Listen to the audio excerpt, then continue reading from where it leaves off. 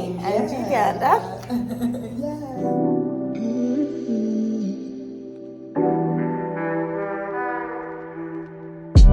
Hi, my beautiful people. Welcome back to my YouTube channel. Good morning from Washington. Yeah. This beautiful morning. Please, we're going out for breakfast. Isn't God good? Right. First day of the summit. 700 top leaders from Africa, one room. We all flew in from the different universities and the different states we had been assigned for the program. First order of business was having some breakfast and then getting ready to go to the hall for this first session.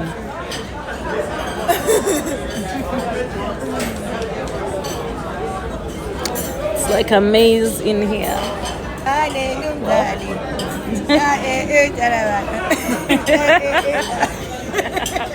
Day one of the Mandela Washington Fellowship Summit in Washington, D.C. We're going for business casual, chilled, but cute, but smart. Guys, there's like 700 fellows at the hotel. It's overwhelming, exciting, interesting. Going to meet all the other Ugandans.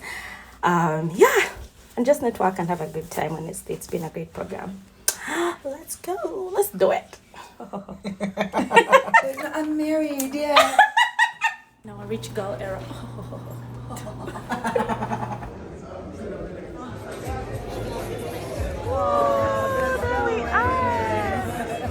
What it means to be a servant leader by empowering young people through academic coursework, leadership training, and networking. The fellowship sets the stage for a mutually prosperous future for sub-Saharan Africa and the United States. The Mandela Washington Fellowship is a life-changing opportunity. It's something that is driving change on the African.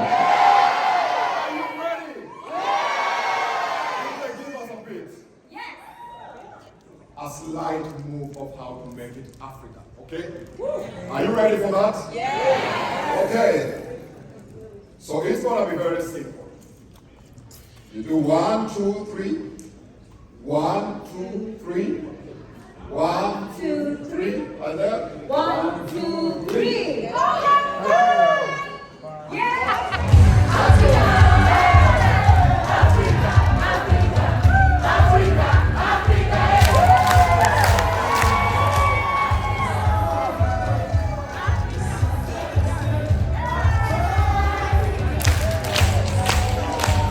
In the morning when I was having breakfast with some of the fellows, all of them were asking, so where are you taking your fellowship? And I was very flattered. Oh yes, I haven't aged a bit. Still young and strong, very vibrant and looking like one of us, you know? Hey! So when did you take your fellowship? Well, Jacob, I did my fellowship experience at Wagner College in Staten Island, New York. Wagner! Yes! And let me say, Jacob, as an actress and a performing artist, being placed in New York City was a dream come true. Wow. Now my story is different because I was taken to the heart of the countryside of the US. I was in the presidential.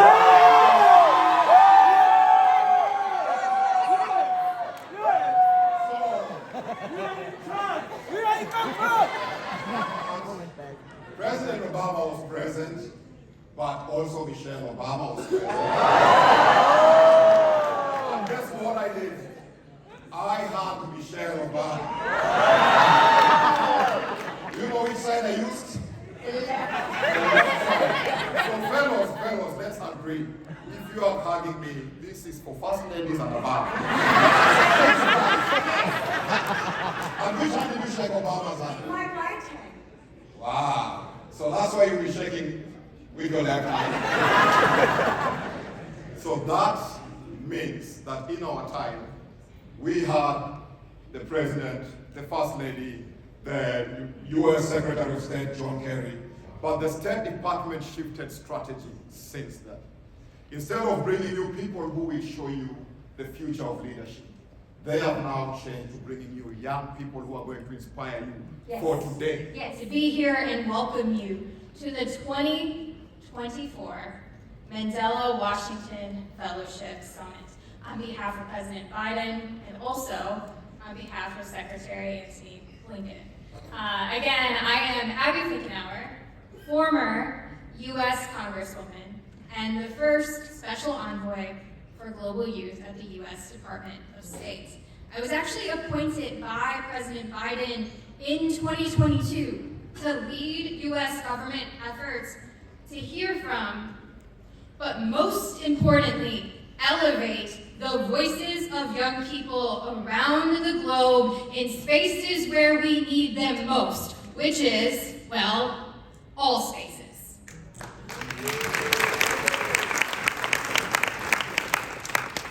You see, you already know this, but youth participation and engagement is not just a nice to have, it is a requirement. That very short introduction, which is my preference. And hello, Mandela Washington Fellows. How are you? So I know you guys got all fired up by Jacob and Elzon, and I was standing back there listening to them talk about shaking hands with President Obama and hugging Michelle Obama, and they forgot to talk about me. Because I also met them back then. And I'm so delighted to be here with you today. So I know that diplomacy is all about keeping it cool and not playing favorites. But of all the events that I do as the United States Ambassador to the United Nations, I have so looked forward to this event every single year. This one event, without a doubt, is at the top of my list. And I'm so thrilled to be here with you today, to be joined by so many colleagues from across the Biden-Harris administration and the international community, and most of all, to have the privilege of talking with this group of YALI alumni and participants. I still remember when YALI first started. It actually started with a colleague group in 2010. And I felt such overwhelming pride sending off my little small contingent from Liberia. Where I had the honor of serving as the U.S. ambassador at that time. And one of the cohorts actually introduced President Obama. I was so proud of him. And then in 2014, when I was Assistant Secretary for Africa, we launched this program, the program that you are participating in today.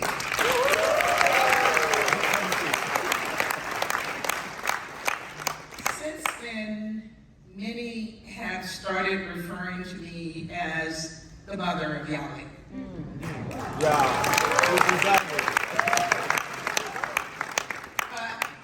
I will admit that there are many mothers to YALI and fathers. But now that I have a few gray hairs, there's some who call me the grandmother of YALI. And actually, I like that better. Because you know what? I'm embracing it. Because like any good grandmother, I cannot believe how big this fellowship has gotten over 10 years. And like any good grandmother, whenever I talk about you, which is often, I can't help but beam with joy. And yes, I brag about you every single time I get a chance. Of course, why wouldn't I? I'm your grandmother, right? Yeah. So I've lived and traveled all across Africa. And wherever I go, from Cabo Verde to Mauritius, Nigeria, South Africa, and every country in between, I see young people like you. Mandela Washington fellows, and members of what I understand is now the 500,000 strong Yali network. You know, a few months ago, I was talking about Yali and I said, oh, it's 14,000 strong. And then I come here today and find out it's 500,000 strong. People whose lives we're impacting and who are engaged in active, important, and ambitious work across Africa. You know, when we first started this program, and again, there were only a few hundred of you, and someone said to me, nah, it's just a drop in the bucket. How are you going to make a difference? And I described you as a drop of brilliant red paint in a bucket of white. You painted that bucket and made a difference across the continent. Now you're more than 6,500 strong as Yali, as active young Yalis. And I understand that number will rise at the end of your program to 7,200 strong. And again, I know that you've all had time to spend 6 weeks at universities all across the United States. And I know you had an amazing time. And I know that your eyes and your ears and your senses were stimulated as you spent time in the United States and at one of the most critical times in our history, a year in which we're having elections. And I know you have many stories to go back home to share with family and with friends and with colleagues. But I hope that the one story that you have is how much fun you had in the United States. So there are people like Sarah Kapani, a member of the Yali Regional Leadership Center, West Africa, cohort 15, and now a 2024 Mandela Washington Fellow. Where are you, Sarah?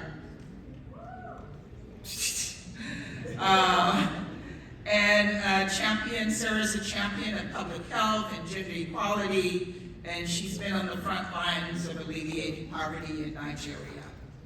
She is also now a colleague, having been appointed a youth technical advocate for UN Women. So I will look forward to seeing you in New York. And then there's Lydia Charles Munyo of Tanzania, who was just this year awarded the Global Citizen Prize for her work empowering women to achieve financial freedom. I could use you, Lydia. There's Ramon, World Cookbook Award winners, and Barb's Africa 30 Under 30 entrepreneurs, a half dozen odd alums who are in cabinet. Challenges have an outsized impact on the people of Africa, from climate change to food insecurity to protracted conflict. But know that the United States is committed to being a partner for progress. We're committed to being a partner for progress as you address these challenges in your communities, in your countries, and on the continent writ large. Which brings me back to the Mandela Washington Fellowship. 10 years old. This fellowship was founded on the belief that the best, strongest partnerships are built on the foundation of trust, transparency, accountability, and areas of mutual opportunity. On people-to-people bonds that span continents and cultural divides. Because the truth is, while Africa is a continent rich with resources, the next generation, your generation, is Africa's greatest resource of all.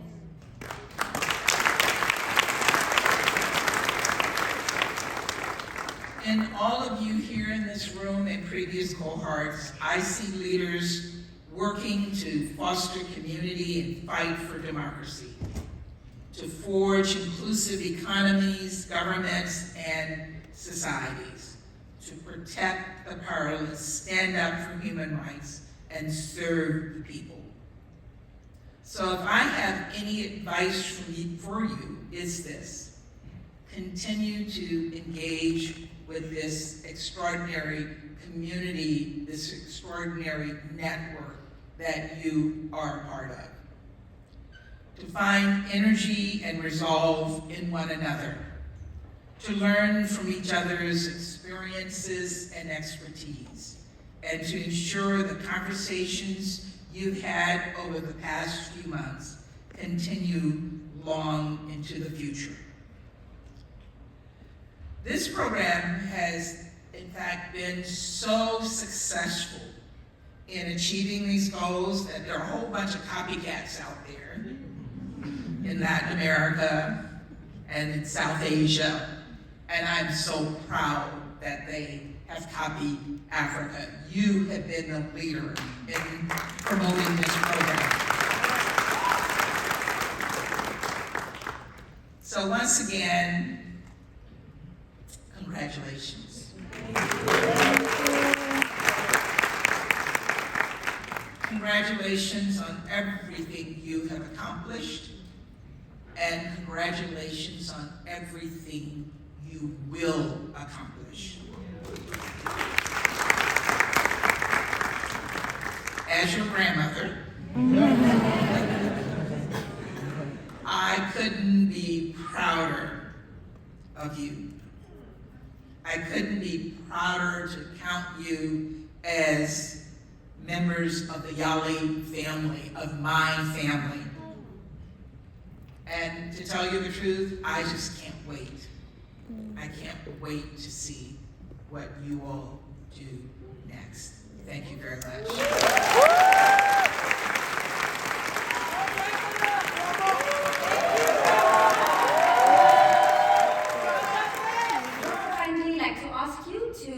Pay attention to the screens and watch our screens, where we will receive well wishes from members of Congress.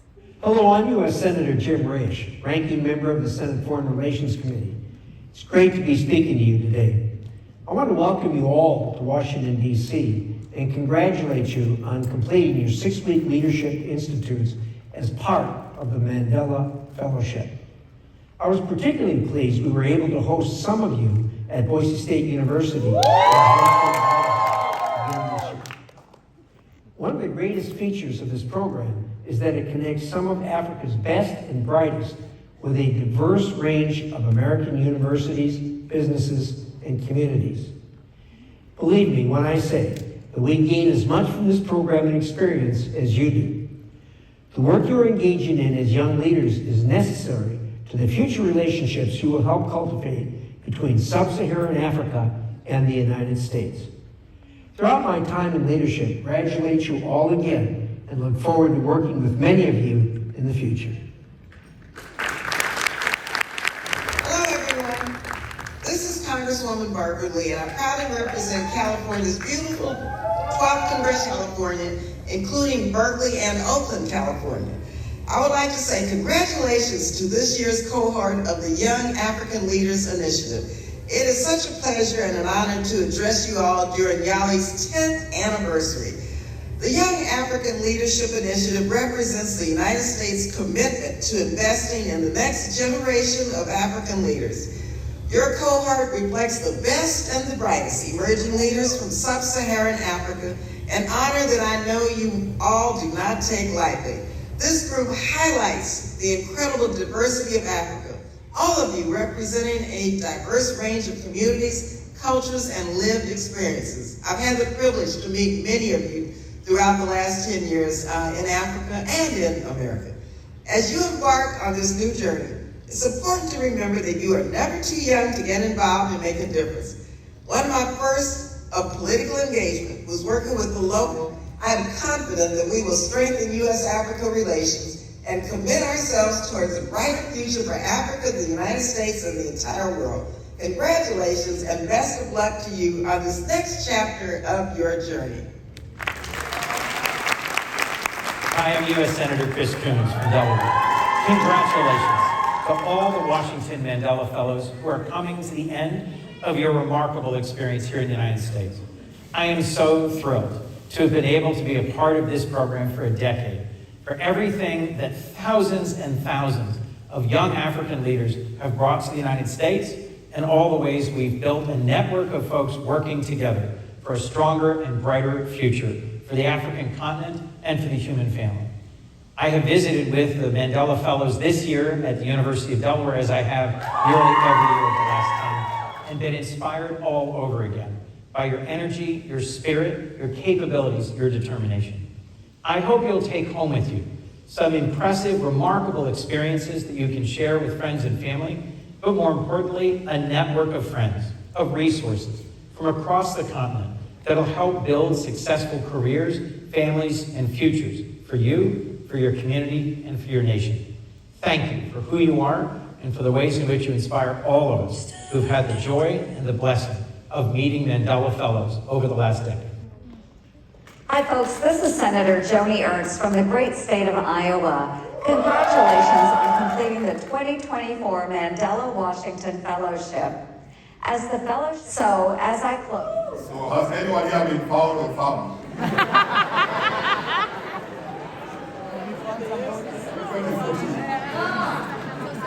I met my wife through the fellowship.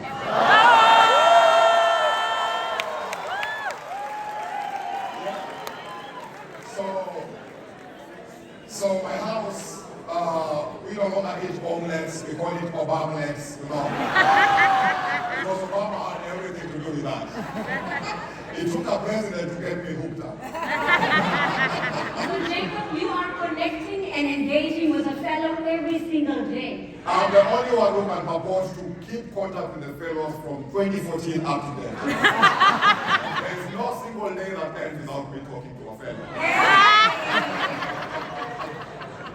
Well, Jacob, I will also say that there was an Namibian who met a Zimbabwean fellow in my year in 2015. Wow. Yes, so while some of us were here for a professional development experience, some of us were here to meet their life partners. Oh yes. Whichever way you have to make it.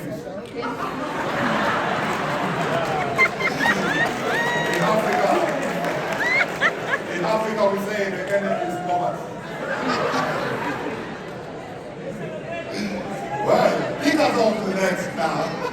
Well, fellows, earlier this year, the Mandela Washington Fellowship Program launched a unique one-time grant opportunity where fellows from different countries had the opportunity to apply for this grant.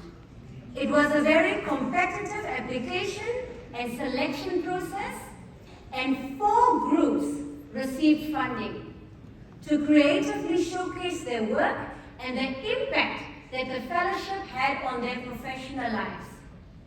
We will now watch one of the videos of those teams. Actually, before we put it on, let me ask you, all of you, when you think of one prolific African leader, what name comes to mind? Winnie Mandela, another one? Yeah. Oh, Mugabe?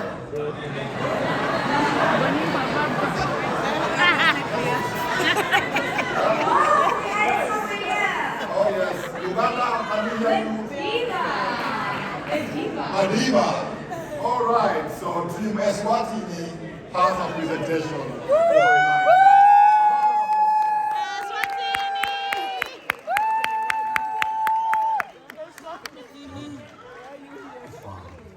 From following to leading, from small beginnings to the greater good, the essence of servant leadership, influencing positive change, and giving back to the community through empathy and selflessness, and being the epitome of what Nelson Mandela fought for.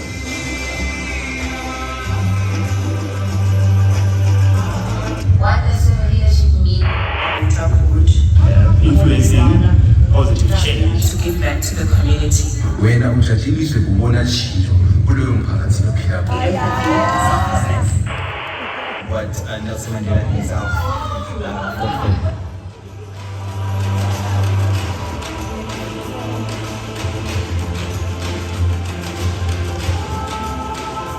Empowering the youth in churches, communities, correctional services and schools, women and girls owning their own world, creating memories and memorable journeys from Eswatini to Africa, and from Africa to the world. And now the unsung heroes finally have a voice, entrepreneurs creating wealth for the greater cause, and of course, technological savviness, cutting-edge solutions to eradicate helplessness and pestilence, nurtured through nature's nurseries. The youth are the new solution to age-old social issues.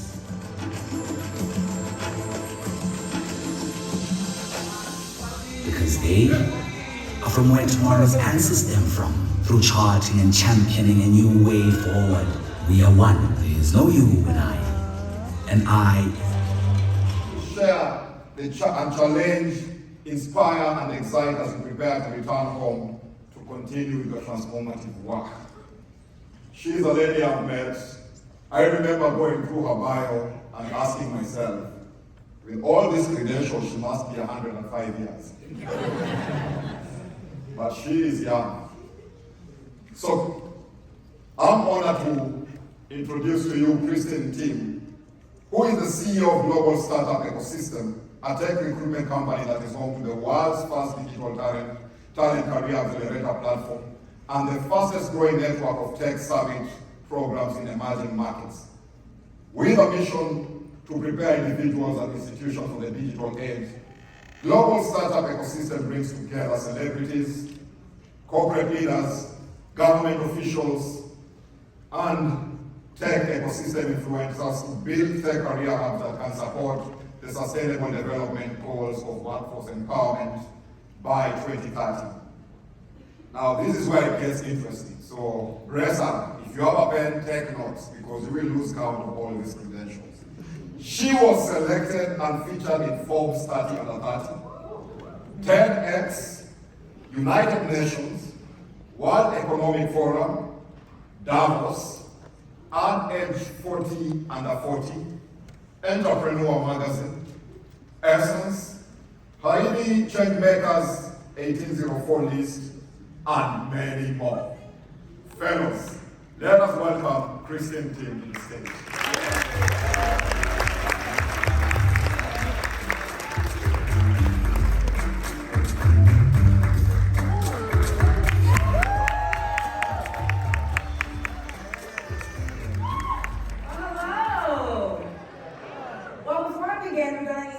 Some introductions. So when I ask you to say your name, I need you to scream as loud as you can. Your God-given name. You ready? Yeah. What is your name?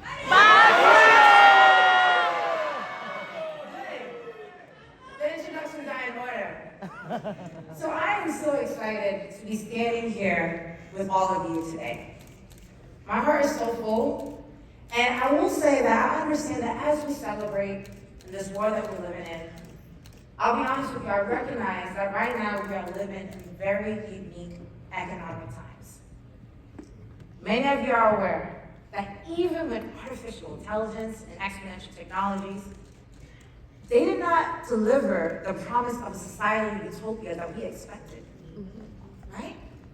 And for many of us, we know we can reach anyone in the world within an instant. But yet, why do some of us still feel so alone and more disconnected than ever before? You see, the world that we expected to be in today is not the one that we're living in right now. And many of you in your frustration, you might ask, where are our leaders? Where are they? Where are the leaders that promise to end global poverty? Where are the leaders that promise to end homelessness? Where are the leaders that promise to tackle climate change? And where are the leaders that promise to give this generation a future better than the one that they received? Where are they? In fact, as I stand here today, this is the first generation to inherit less than their parents. As you search for these leaders, I know many of us, as powerful as we are, as excited as we are today, we are frustrated. Because the leaders, the faces of leadership that we see today, no longer inspires us. Because quite frankly, things didn't really get as better as we expected it to, did it? Maybe the faces of leadership has changed. Maybe I'm wrong. Maybe the faces of leadership looks like this. Global influencers with millions of followers, billions of subscribers. Or, judging by your laughter, you know that's what they want you to believe. Because I like to challenge those of you who are skeptical to understand this, that the leaders that truly make history were always the ones we did not see coming. When you think of someone like Mandela, she did not apply to become a global icon. She made a brave decision that not only rocked the conversation of education for women and girls in her country, but around the world. Many of you are inspired by Jack Africa's leading billionaire. But tell the truth, would you have entertained him in your office if he came to you for funding at the age of 20 when he started that Yes. Many of you probably know. Kwame Nkrumah, Ghana's first president, and one of the many faces of the Pan-African movement. In his early 30s, he launched a Pan-African conference on American soil that rocked the entire region that we know today, before he became president. And how can I forget?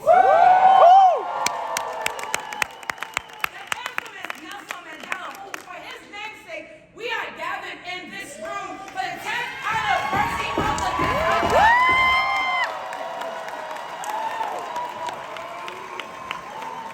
Many of you recognize and know his legacy as South Africa's president, the face of peace and prosperity during a tumultuous time. But a lot of you don't know how he started. At the age of 26, he launched the first activist youth movement in his country. Each one of these examples that still inspire us today, we did not see coming. Will they see you when it's your time? What is your name? I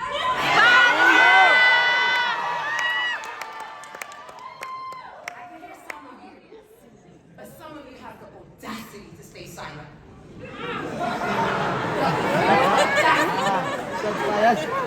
You see, there is power in a name. There are generations that was waiting for you to be born, that blessed you with God-given talents, and you have heard your name so many times. You actually take this for granted.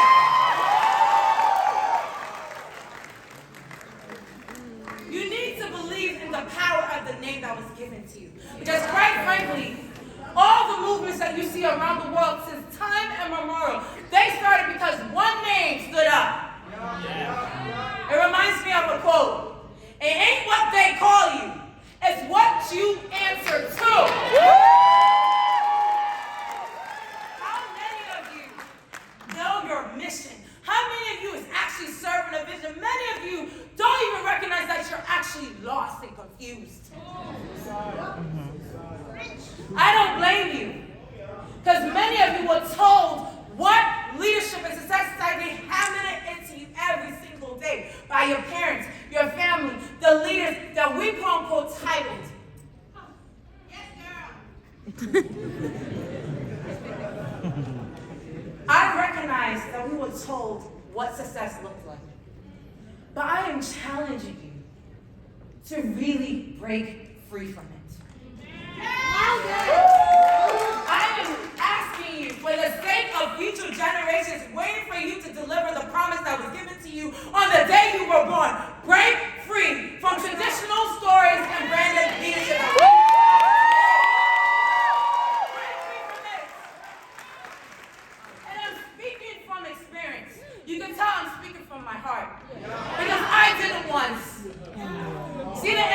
there on the screen, that is the last day of me working as a banker.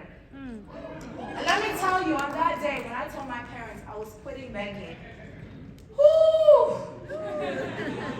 They act like somebody died today, on that day. And you know, to be honest with you, something did die. What died was me trying to fulfill the media expectations of what I was supposed to be. That's what died. And many of you are trying to achieve mediocre expectations. I knew something was calling me. I knew something was telling me I need to be more different and tap into something greater. It took me here. And many of you recognize this place because this image, this place, was all over the news over a decade ago. This place that I love called Haiti. Haiti. For many of you, you probably don't know that this is where I grew up. All my best childhood memories happen in this country. This place where, alongside my grandmother, I used to sell street foods with her, alongside my mother, who's the first in my family to not only sell Haitian artwork in the streets of Haiti, but also in the streets of New York City. And there is, right there, an image of me. By the way, I'm an Ivy League graduate at this point. Gates scholar. Successful banker in the streets, selling and engaging with street vendors around the world. You see, a lot of you think that on your path to greatness, it's supposed to look a certain way. Many of you are sad, many of you are confused, many of you have given up. Right before your greatest gift is supposed to be shined onto the world. What did I do to get here? Well, I had to go back to ground zero. I had to go back to the beginning. You see, many of you don't realize that sometimes you need to take a couple steps back in order to accelerate yourself forward.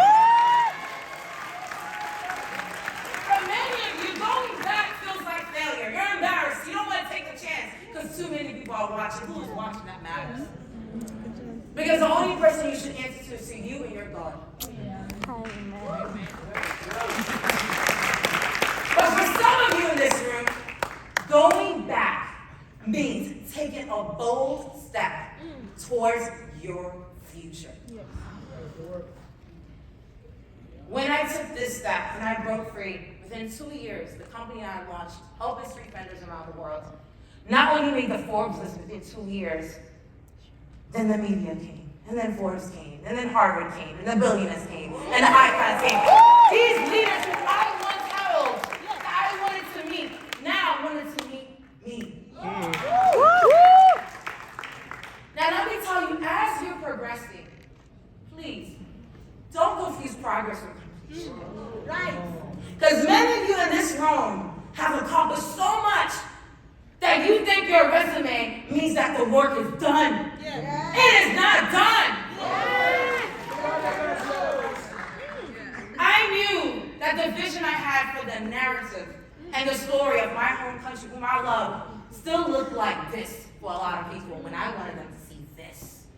I wanted them to see the culture. I wanted to see the food, the music, the people, the legacy that the first Black republic in the world has put in the history books. That's what I wanted them to see. And I knew. I didn't know how. I didn't know when. But I knew if I was going to do this, I had to do it my own way. And not what the experts told me how it needed to be done. In 2017, I launched Haiti Tech Summit. Now, obviously, Haiti and tech doesn't make sense in the same sentence now, does it? All the experts, all the naysayers, all the most powerful influencers who have quote-unquote done it before say it would not work. Logistically, it's impossible in Haiti. You want to get people to come. People won't understand. There's too much to figure out. Let me tell you, experts will always tell you how it should not be done. That's why you have to follow your truth, because you will create new paths that even the experts could not see. So I went against every rational sense of advice was given to me. I was stubborn. And I know many of you know what real fighting energy looks like. I said I'm going to move forward. Even if one person shows up, that's all I need to improve. And so I did. And on that day, not only did we gather 100 global speakers from around the world, hundreds of people flew in to be in this place. On that day when we went live, we made 82 million social media impressions. When you Googled Haiti on that day, you did not see the images I didn't want you to see. You saw images of Haiti, its people celebrating progress. That's what happened on that day. And I will say, one thing I will say, when you start to show people what your potential truly looks like, the train starts to go and everyone wants to hop along. The media came, the partners came, the networks came. Influencers of every kind came, and we took them to Ghana, we took them to Kenya, we took them to Ethiopia, we took them to Egypt. Within months, we were around the world, across the Middle East, across the Caribbean, across Europe, across Africa. And to imagine, when they say, who started this movement? It was a young little girl who grew up in the streets of Haiti that launched the largest accelerator platform in the world. That's who did it.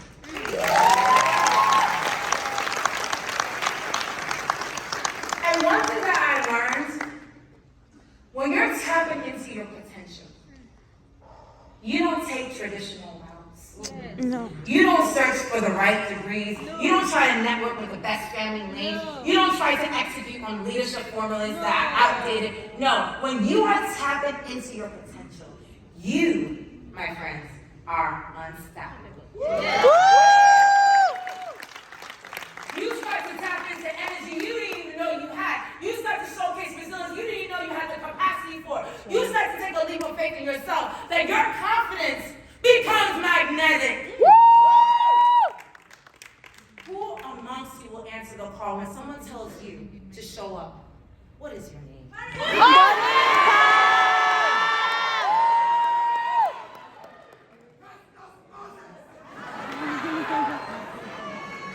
That is the name that one day will be spoken in many rooms.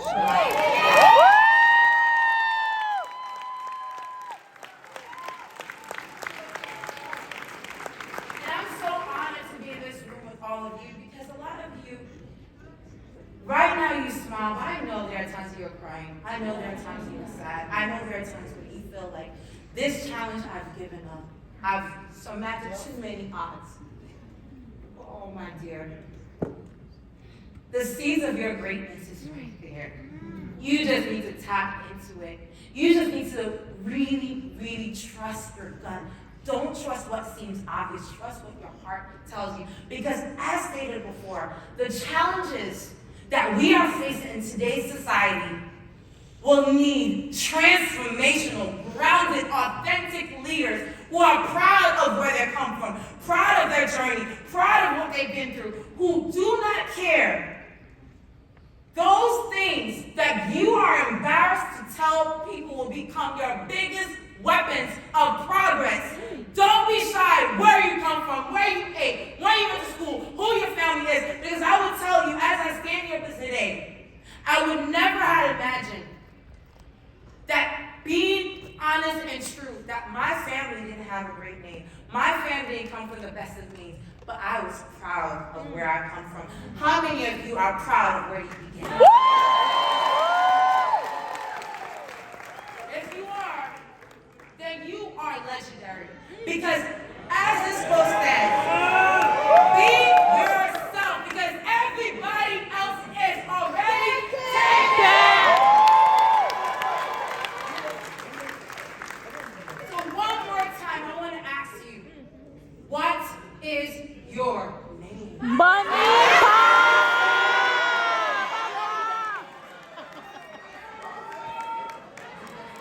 Now, you're so loud, even future generations are excited to meet you.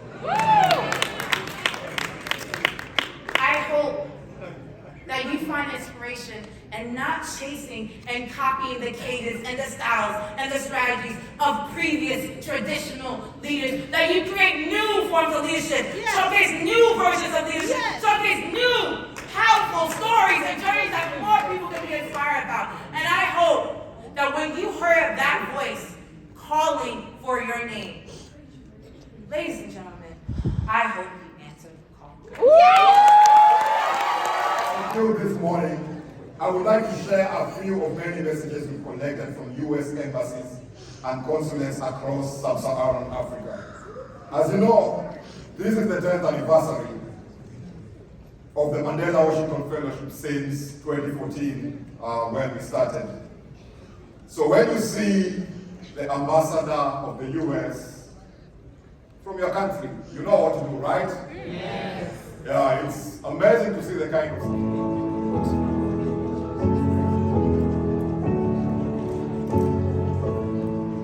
The Mandela Washington Fellowship has been a beacon of leadership and collaboration. Dear fellows, from across Africa, you have brought your unique talents, perspectives, and a shared passion for building a brighter future, helping to build an enduring... This is a testimony as to why this program is important in developing the next generation of African leaders. Every year, I am so impressed by the remarkable women and tent makers who have been part of this wonderful journey.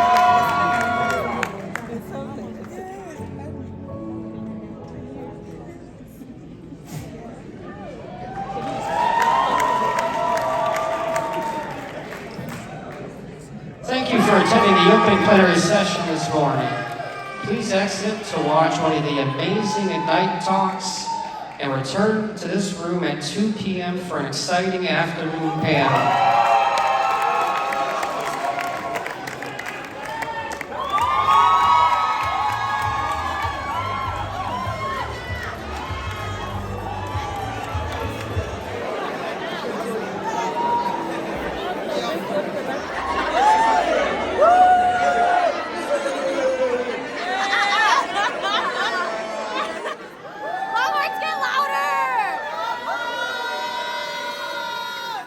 Coming up next is the Ignite Talks, which are very fired up. So stay tuned for the next video. Subscribe to my channel if you have not. Hope you enjoyed this video. Mandela Washington Fellowship was such an opportunity and such a thank you for watching.